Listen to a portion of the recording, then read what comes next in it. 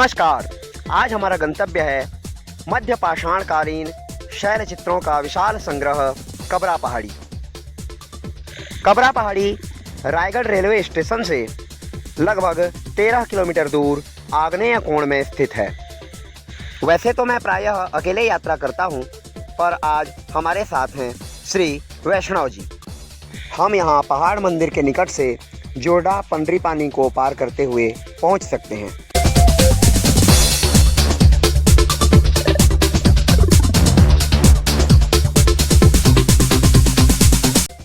मित्रों नमस्कार, मैं त्रिनाथ राणा और अभी हम पहुंच चुके हैं कबरा पहाड़ी। जैसा कि आप देख रहे हैं, मेरे पीछे आपको कबरा पहाड़ी का दृश्य दिखाई दे रहा है और हमारे साथ हैं श्री चंद्रशेखर वैष्णव जी, जो कि व्याख्याता हैं शासकीय कन्या उच्चतर माध्यमिक विद्यालय बरमकेला से। तो आइए अब हम चढ़ते हैं पहाड़ी पर और अवलोकन करते हैं यहाँ निर्मित प्राचीन शैल चित्रों का।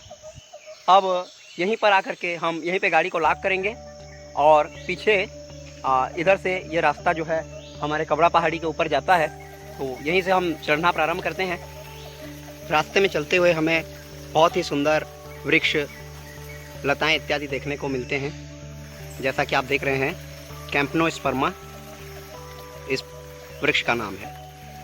वन पर्याप्त सघन है, साथ ही वर्षा ऋतु होने के कारण हरितिमा भी पर्याप्त है।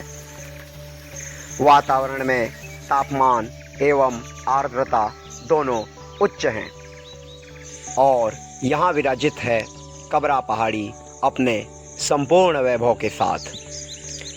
कडप्पा काल की चूना पत्थर एवं क्वार्टजाइट के चट्टानों से निर्मित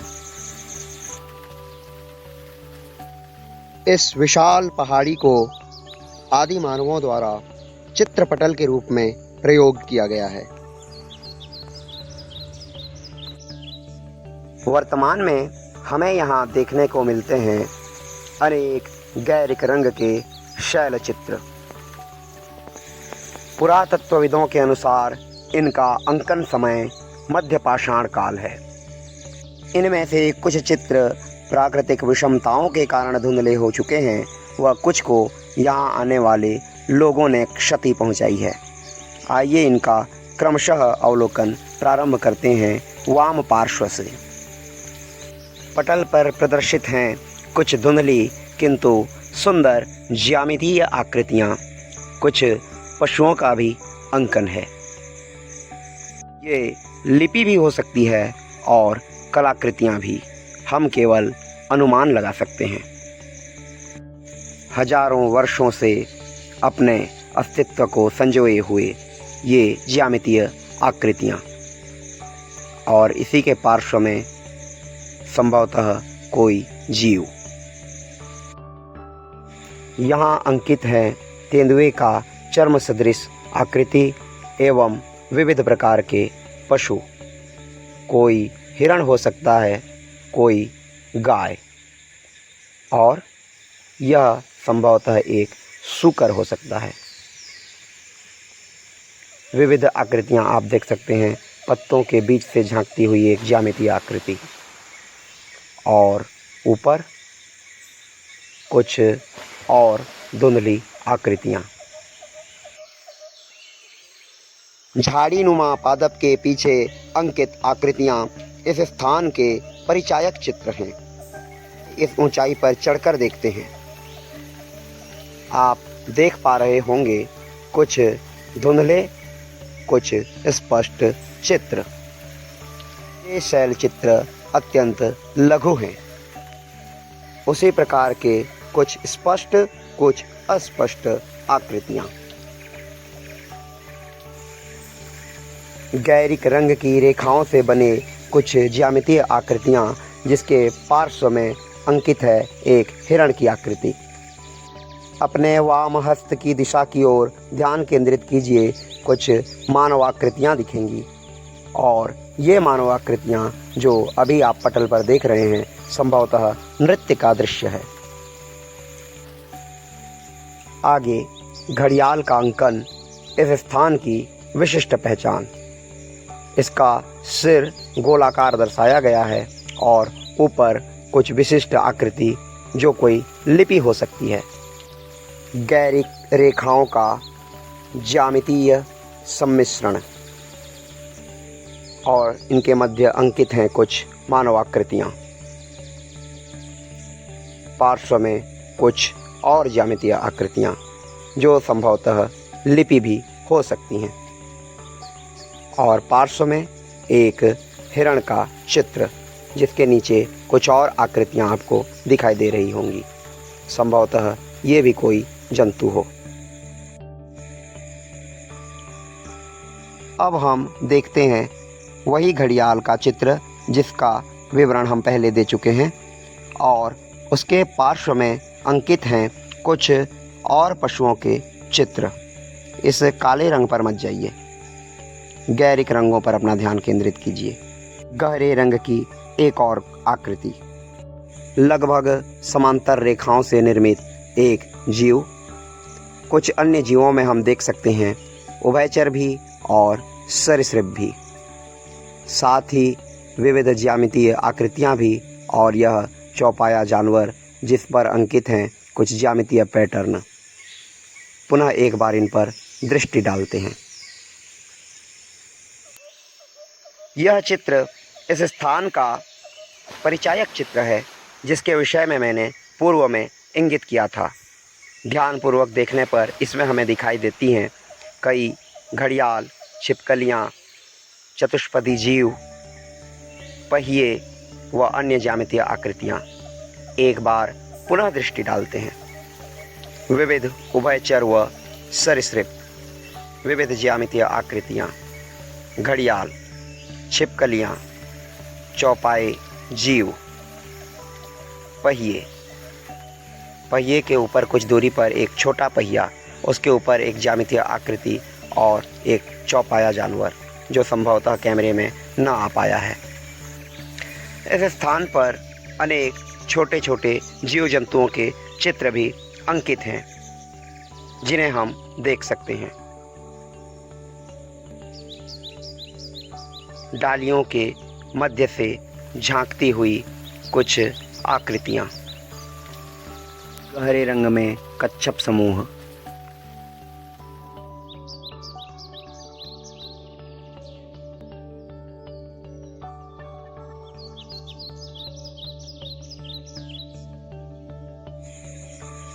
छत्ते के पार्श्व में अंकित मृगाकृति, यह एक अन्य मृग जिसे हम पहले भी दिखा चुके हैं। अब अवलोकन करते हैं कुछ लघु शैल चित्रों का जिन्हें हम अत्यंत समीप से दिखाने का प्रयास कर रहे हैं।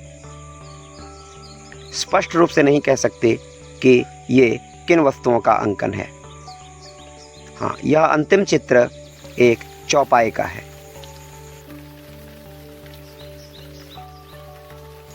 आगे अंकन है श्रृंखलाबद्ध मृग, नीचे एक हिरण, द्वितीय क्रम में संभवतः जेब्रा, तृतीय, चतुर्थ व पंचम में विविध मृग। कुछ अस्पष्ट आकृतियाँ और यह संभवतः कोई पशु। यह बैल भी हो सकता है और वन भैंसा भी। और इसके नीचे अंकित है कोई अन्य जीव। एक अस्पष्ट आकृति और नीचे एक सरीसृप की आकृति।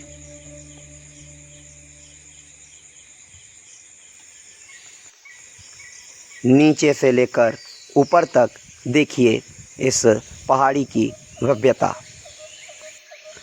पुनः चलते हैं वाम पार्श्व की ओर जहां अंकित हैं कुछ अस्पष्ट किंतु सुंदर आकृतियां। ध्यानपूर्वक देखने पर दिखाई देती हैं कुछ चौपाए जानवरों की आकृतियां, एक मानव आकृति व इसके ऊपर अंकित हैं कुछ ज्यामितीय आकृतियां तथा इसके ऊपर हमें देखने को मिलती हैं 12 हिरणों के झुंड।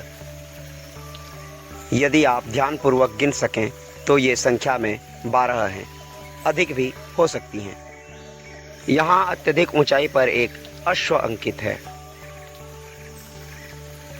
मधुमक्खी के छत्ते के पार्श्व में देखिए जानवरों की श्रेणी व नीचे से ऊपर तक लिपिबद्ध कोई चित्र।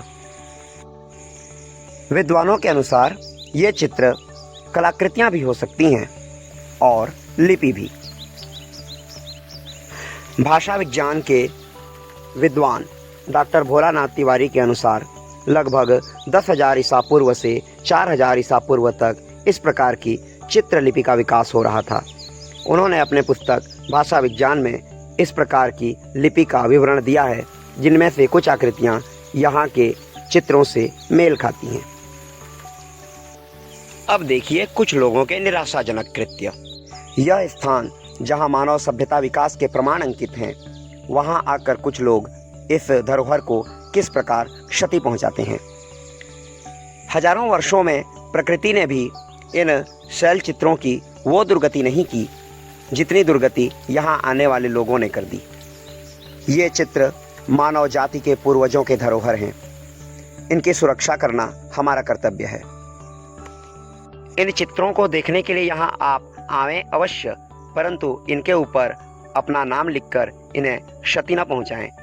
लोग यहाँ चित्रों को देखने आते हैं, किसी का नाम पढ़ने नहीं। अतः यहाँ आकर इस प्रकार के कृत्य न करें। आज के चलचित्र में बस इतना ही। इस चलचित्र में हमने कबरा पहाड़ी के जिन दृश्यों को आपको दिखाने का प्रयास किया है, आशा करते हैं वो आप सबके लिए रोचक व ज्ञानवर्धक सिद्ध होगी। वीडियो को देखने के लिए आप सभी का बहुत बहुत धन्यवाद, बहुत बहुत आभार।